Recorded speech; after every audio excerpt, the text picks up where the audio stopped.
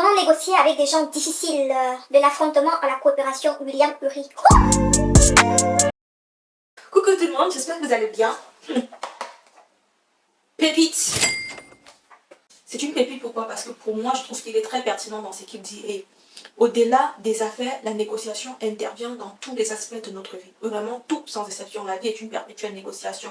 Parce qu'on est tout le temps en train de chercher à satisfaire ses intérêts. Que ce soit au boulot, que ce soit à un entretien d'embauche, que ce soit avec même ton mari ou ton gars à la maison, que ce soit avec ton enfant de 5 ans ou bien de 14 ans qui pique une crise d'adolescent. Moi, je trouve que à chaque fois, on veut obtenir quelque chose. Et cette obtention de quelque chose, ça s'appelle de la négociation.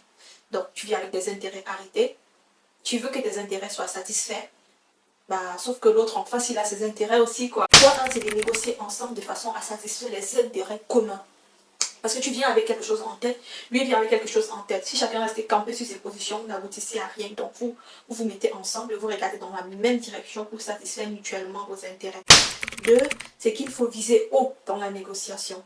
Quand tu vises bas, tu n'obtiens rien du tout. Donc, si tu viens avec ça, il vaut mieux viser là. Et puis, tu vas obtenir ça dans le meilleur des cas, à la limite, ça, ou peut-être exactement ce que tu veux. Si tu n'as rien de tout ça, il y a le troisième point qui est ta mésor. La mésor, c'est la meilleure solution de repli. Donc, si tu es venu avec ça, avec en tête d'avoir ça, ta mésor doit être à peu près là. C'est-à-dire un vrai point commun, un vrai accord entre ce que tu aurais voulu et ce que lui, il veut. À la base, on n'est pas là pour faire des mésors, on est là pour gagner. C'est ce que tu as dans la tête quand tu viens sur une table de négociation, mais ce n'est pas ce qui sort de ta bouche. Are you getting? C'est pas la manipulation, c'est la stratégie. Tu as compris ça? La quatrième, je dirais, c'est quand les choses commencent à tourner mal, tu tirailles.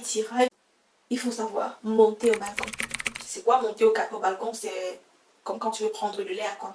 Monter au balcon, c'est se détacher émotionnellement de la situation parce que la plupart des gens, quand ils vont en négociation, ils ont tendance à réagir par rapport aux idées de l'autre. Et réagir signifie attaquer, tout simplement, ou répondre, ou riposter.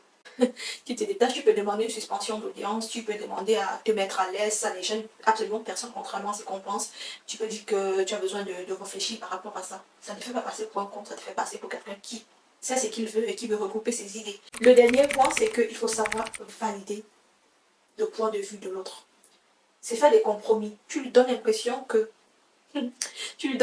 tu comprends ce qu'il dit, que tu passes dans son camp. Ça s'appelle la stratégie de contournement. Tu passes dans le camp de la personne. Il te dit, je veux pas ceci, pour moi, je veux ça. Tu dis, je comprends, tout à fait. Ok, si tu m'expliques bien, c'est que tu ne veux pas de ça, mais en réalité, c'est parce que c'est ça. Il te dit, oui, là, il commence à descendre d'un cran et il a l'impression que tu comprends et que tu passes dans son camp. Or, quand tu passes dans le camp de quelqu'un, tu deviens son allié. Sauf qu'en tête, c'est que toi, tu veux.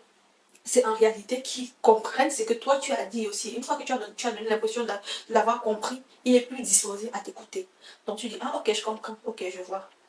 Mais cependant, est-ce qu'il n'est pas possible d'envisager l'hypothèse et là, bim, frère, tu es entré dans son camp, il ne peut plus t'attaquer, il est obligé de t'écouter. C'est forcé, c'est obligé, frère. Donc en moi, je trouve ce livre assez intéressant.